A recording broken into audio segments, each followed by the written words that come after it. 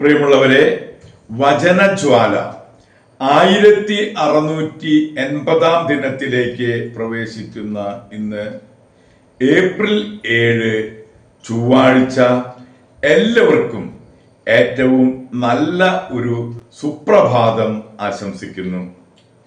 ഇന്നത്തെ വചന വായനയിൽ ജെറമിയായുടെ പുസ്തകം 49 അധ്യായം 1 മുതൽ 18 വരെയുള്ള തിരുവാക്യങ്ങളാണ് നാം ശ്രവിക്കുക. അമ്മോന്യർക്കെതിരെ. അമ്മോന്യരെ കുറിച്ച് കർത്താവ് അരുളി ചെയ്യുന്നു, ഇസ്രായേലിന് പുത്രന്മാരില്ലേ, അവന് അവകാശികളില്ലേ? പിന്നെ എന്തുകൊണ്ടാണ് മിൽക്കോം ദാഗാന്റെ ദേശം പിടിച്ചടക്കുകയും അവന്റെ ആരാധകർ അതിന്റെ നഗരങ്ങളിൽ വാസമുറപ്പിക്കുകയും ചെയ്തത്? അമ്മോന്യരുടെ റബായ്ക്കെതിരെ ഞാൻ പോർവിളി ഉയർത്തുന്ന ദിവസം വരുന്നു. റാബ നാശക്കൂമ്പാരമാകും, അതിന്റെ ഗ്രാമങ്ങൾ അഗ്നിക്കിരയാകും. തങ്ങളെ കൊള്ളയടിച്ചവരെ ഇസ്രായേൽ കൊള്ളയടിക്കും, കർത്താവ് അരുളി ചെയ്യുന്നു. ഹെഷ്ബോൻ നിവാസികളെ നിലവിളിക്കുവിൻ, ആയ് ശൂന്യമായിരിക്കുന്നു. റാബായുടെ പുത്രിമാരെ ഉച്ചത്തിൽ കരയുവിൻ, ചാക്കുടുത്ത് വിലപിച്ചുകൊണ്ട് അലയുവിൻ. തന്റെ പുരോഹിതന്മാരോടും പ്രഭുക്കന്മാരോടുമൊപ്പം മിൽക്കോം വിപ്രവാസിയാകും.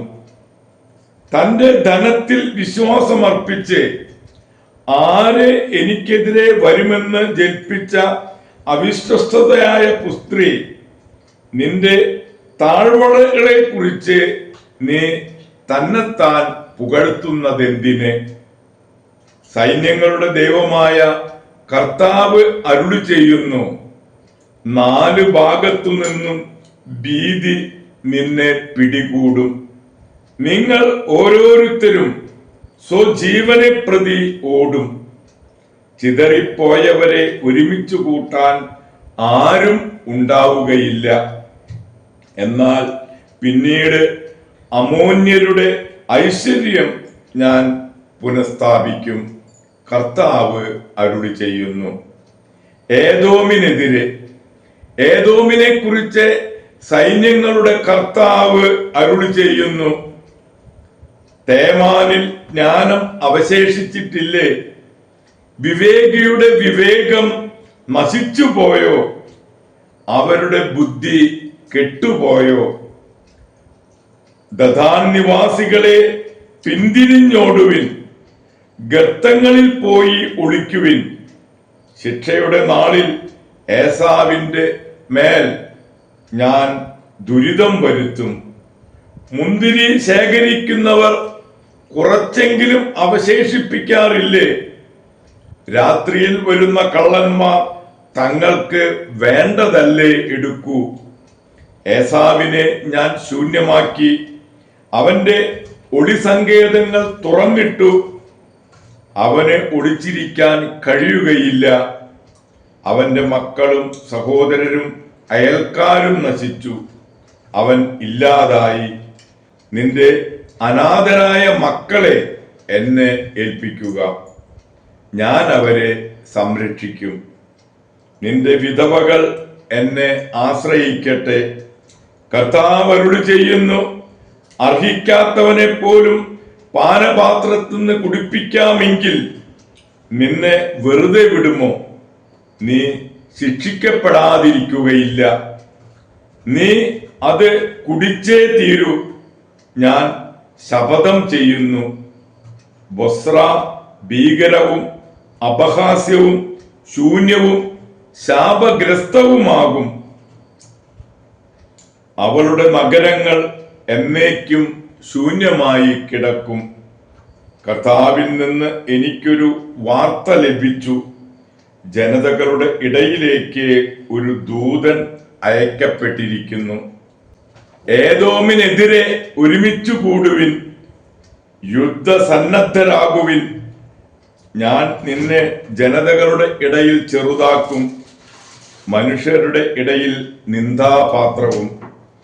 പാറക്കെട്ടുകളിൽ വസിക്കുകയും ഗിരിശൃംഗങ്ങളെ കീഴടക്കുകയും ചെയ്ത നീ അന്യരിൽ ഉണർത്തിയ ഭീതിയും നിന്റെ ഗർവും നിന്നെ വഞ്ചിച്ചു. നീ കഴുകനെ പോലെ ഉയരത്തിൽ കൂടുവച്ചാലും നിന്നെ ഞാൻ താഴെ ഇറക്കും. കർത്താവ് അരുളി ചെയ്യുന്നു. ഏദോം ബീഭത്സമാകും, കടന്നു പോകുന്നവർ അതിനെ ഭയപ്പെടുകയും അതിനെ നേരിട്ട അത്യാഹിതത്തിൽ വിസ്മയിക്കുകയും ചെയ്യും. ഗോദോമും ഗൊമോറായും സമീപ നഗരങ്ങളും നശിപ്പിക്കപ്പെട്ടവരെന്ന പോലെ ഏദോമിലും ആരും വസിക്കുകയില്ല, ആരും അതിലെ സഞ്ചരിക്കുകയുമില്ല. ദൈവത്തിന്റെ തിരുവചനമാണ് നാം ശ്രവിച്ചത്.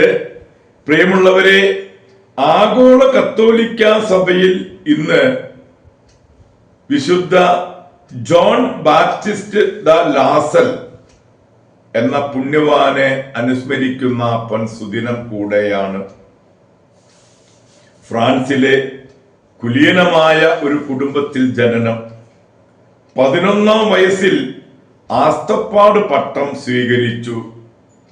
27-ാം വയസ്സിൽ വൈദികനായി.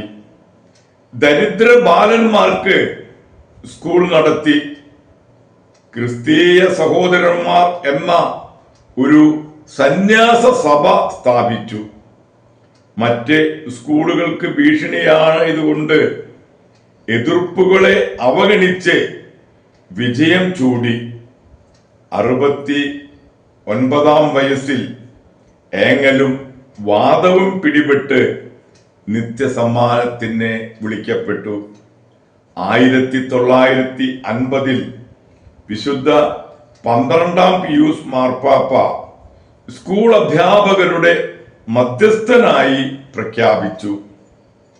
ഇതോടൊപ്പം തന്നെ ഇന്ന് വിശുദ്ധ ഹെർമൻ ജോസഫിനെയും അനുസ്മരിപ്പിക്കുന്നു.